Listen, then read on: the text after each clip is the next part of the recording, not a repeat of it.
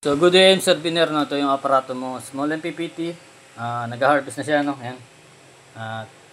53 ampere.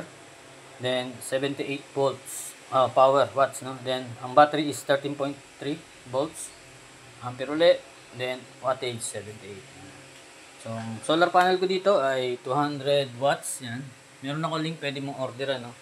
So ito, pakita ko sa inyo, no? So yung ginagamit ko ay yung sa e-bike ko. Then, pang-testing ko na rin yan. Then, pang-solar din sa e-bike ko. No? So, yan. As of this morning, yan, yung harvest niya, 76 watts. Then, battery ko, 30 Ah lang, LiPo4 battery. Okay. So, pwede ka mag 100 Ah dito, 50 Ah, no? Depende sa budget mo. Gusto mo. Meron din ako link, pwede mong order lang sa battery. So, LiPo4 better, no? Sa lead acid, pero kung walang budget, lead acid, meron ka dyan, walang problema, no? So, automatic na to, lead acid or LiPo4 battery, walang problema. Okay, so wala tayong load yan, hindi nakasaksak, no?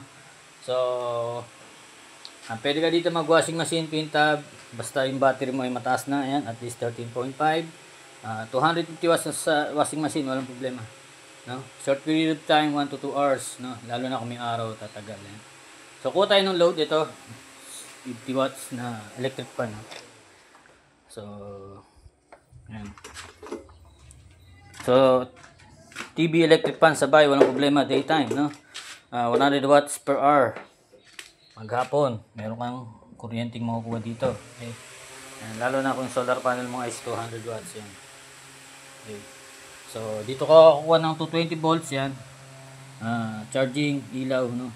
Sa gabi, depende sa battery mo. At ang load, kung aabot na magdamag. So, yan. So yan, yung mismo inverter mo. So may mga differential, walang problema, nakaset na yan, no? Relay goods na yan. Then ang cut-off mo dito, pag nalobat ang battery mo, mamamatay yung aparato, no? Yung inverter, hindi na gagana yan. 11.5. Kapag reconnection naman, charge mo siya, kailangan mapunta sa 13.2, no? So 1.7 ang reconnection plus 11.5 is equal to 13.2 ang reconnection para umilaw yung LED red. Yung LED red na yun, pag nawala, hindi mo magagamit yung inverter. Okay, so pag nag high voltage naman, ibig sabihin ng battery mo maliit, no? Pwede mo pandagdagan, ganun yun. Ngayon, kung wala pang pandagdag ng battery, damihan mo load, then off mo yung solar panel, no? Bawasan mo muna yung battery, ganun lang naman yun. So salamat sa pagtitiwala, Sir Biner, no? Ayan. So pagpapatay mo yung aparato mo, unahin mo siyempre, kagaya lang sa kuryente sa bahay natin, tanggalin mo itong load mo muna, siyempre. Ayan. Then unahin mo is yung solar panel. Ayan. Pag pinapatay, no? Ayan. So magsi 0-0 na ngayon, tatlo lang naman lumalabas yan. Ayan, voltage ng battery, ampere, at saka wattage. Okay.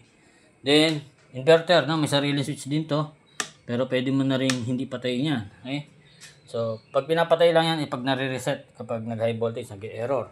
Then, itong battery sa inverter. Okay, so MPPT, huli, no? Battery ng MPPT is huli. Then, kapag bubuksan mo na, unahin mo naman is yung battery sa gitna. Okay, so pagkabit ng battery, ito, positive to negative lang na, sir, no? So, huwag mo i-jump, diretso dito, papunta sa battery, then diretso rin dito, papunta sa battery. So positive to negative lang yan. Breaker ng solar panel, breaker ng battery, breaker uli ng battery para sa inverter. Yan. So red is positive, black is negative. So parehas dito, no? Yan. So dalawa yan, makikita mo. So negative is negative, positive is positive, parehas sa solar panel. Yan. Okay. So pagpa-power mo na, naset mo na, solar panel mo, naset mo sa taas, battery, ayos na, nailapag mo na to sa wall, no? Unahin mo is yung battery dito para mag-power yung MPPT natin. Okay. So mag-initialize yan. Kita mo 0-0. Then gusto mo mag-charging muna, pwedeng solar panel lang muna. Ayan. Okay. Pero ito gagana na to kahit wala ka pang solar panel, no? So magre-reading na, nakikita mo ay 5.4, then 78 watts, no? So kahit patay yung solar panel mo, pwedeng battery lang ang gamitin mo. Ayan nga yung sa gabi, no? Ayan. So, ayan, meron ka ng load, meron ka ng power dyan. So, nanggagaling pa lang yan sa battery. So, lagyan natin ng supply. Okay. Ng load, ayan. Okay, so meron na. Okay. So, ang solar panel mo, yan ang magpupuno ng battery mo. Ang charging mo, no? So, solar panel ang charging natin. So, power ulit natin solar panel. Yan. Okay. So, magre-reading yan, no? So, dapat mag-reading. Pag hindi nag-reading, medyo mali kasi sa solar panel. Baligtarin mo yung wire, baka baligtad lang ang polarity. So, wala nang problema kahit baligtad, hindi lang mag-harvest. So, yan. Sip ko na sa ito mamaya, no, Sir Bener. Salamat ulit sa pagtitiwala. So, chat lang and may mga concern.